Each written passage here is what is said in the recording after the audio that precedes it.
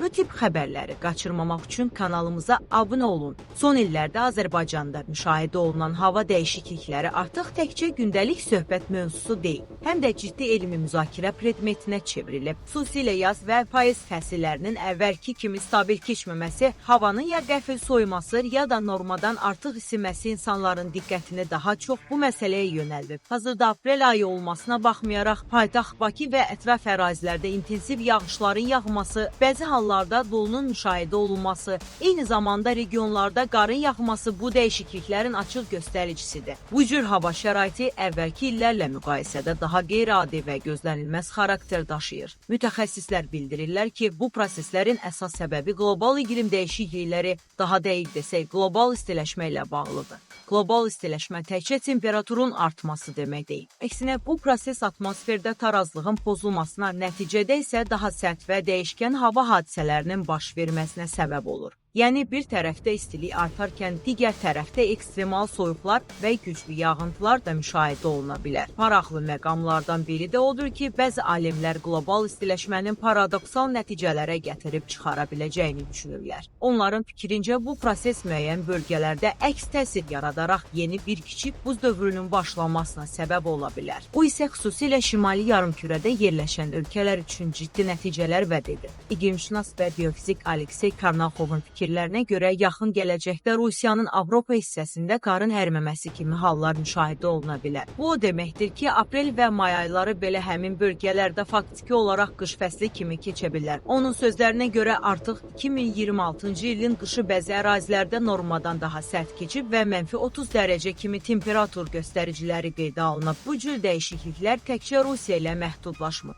Alimlər bildirirlər ki, Avropa, Şimali Amerika və Şimali Atlantika regionlarında da oxşar proseslər baş verə bilər. Yəni, dünya üzrə iqlim sistemi daha qeyri-sabit və proqnozlaşdırılması çətin bir mərhələyə daxil olur. Azərbaycan da bu qlobal proseslərdən kənarda deyil. Ölkədə yaz və payız fəsillərinin qısalması, yay və qışın isə daha kəskin keçməsi artıq hiss olunur. Bu isə kənd təsərrüfatından tutmuş gündəlik həyatımıza qədər bir çox sahəyə təsir edir. Mütəxəssislər hesab edirlər ki, gələcəkdə mart və aprel aylarında qeyri-adi yağıntıların, o cümlədən qar və dolunun daha tez-tez müşahidə olunması mümkündür. Bu səbəbdən həm fərdi, həm də dövlət səviyyəsində iqlim dəyişikliklərinə uyğunlaşma tədbirlərinin görülməsi vacibdir. Nəticə etibarilə iqlim dəyişiklikləri artıq uzaq gələcəyin deyil, bugünün reallığıdır. Havanın qəfil dəyişməsi, mövsümlərin əvvəlki kimi olmaması bizə göstərir ki, təbiətdə baş verən proseslərə daha diqqətli yanaşmaq və onları düzgün anlamaq lazımdır. Çünki bu dəyişikliklər yalnız hava proqnozlarına deyil,